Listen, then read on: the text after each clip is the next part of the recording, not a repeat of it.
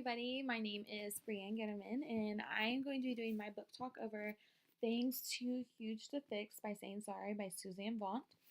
This book won the 2016 Social Studies Trade Book Award. And this book is pretty interesting. Just to show y'all real quick, at the start of every chapter, it shows a piece of the main character's grandmother's book that she wrote, which we kind of read throughout the story as we're reading about the story. So to start off, there is a character named Diana, and we learn that her grandmother has an Alzheimer's disease. And then we also learn that her best friend Mac, or boyfriend,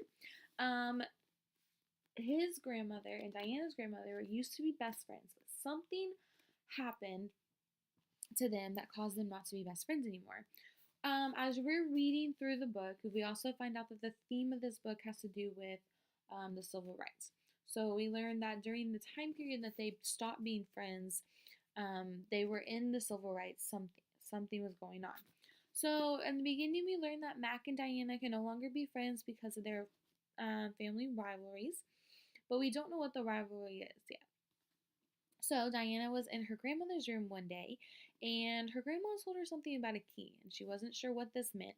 So she decided to look for this key in her grandmother's room. She found the key, but she wasn't sure what the box was to it. So she had to, with the help of her friends, Mac and Diana, Indrid is her best friend, and Mac is the guy.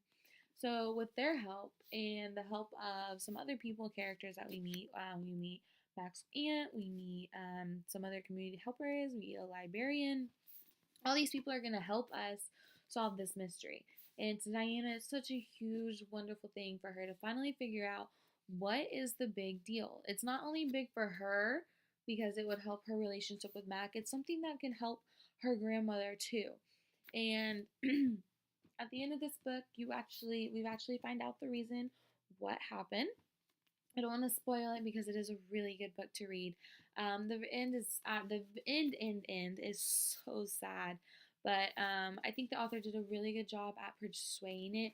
There aren't any illustrations in this book, but however, I really do like how each chapter starts with a journal topic from her grandma, and you're reading about her story as well. So a couple of activities that I thought would be interesting for this book is the before activity is an anticipation guide. So as a teacher, you would pick out your quotes that you want to do with the students, and you have them agree or disagree. The quotes should be related to the theme or main idea of the book going on, so that they can get a good idea of what's happening. And then they will, as they're reading, they can put the page number they found the quote on, and if they were right or wrong. And later, students will be able to reflect. So since this is a chapter book, I did this over chapter 1. So students will be able to reflect later on once they find out more information. So this is something that they can always go back and look at. Second is a during activity. So this is called a reciprocal teaching activity. This is great for chapter books because you put students into groups of 4 and everybody gets a role. So your predictor is going to predict what's going to happen in the story. We have someone who lists our main ideas, somebody who has questions for our main ideas, someone who summarizes, and then someone who's going to clarify stuff that doesn't make sense for us.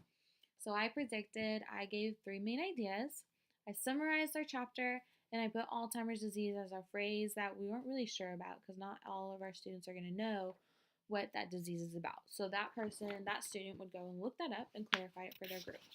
Lastly, our after activity. Somebody wanted but so then. So this is a really cool activity to use when you were talking about main characters. Since in the first chapter we meet Diana, which we know is going to be our main character, I thought that was a good idea to use. So in our completed template, we see that Diana is going to be our main character.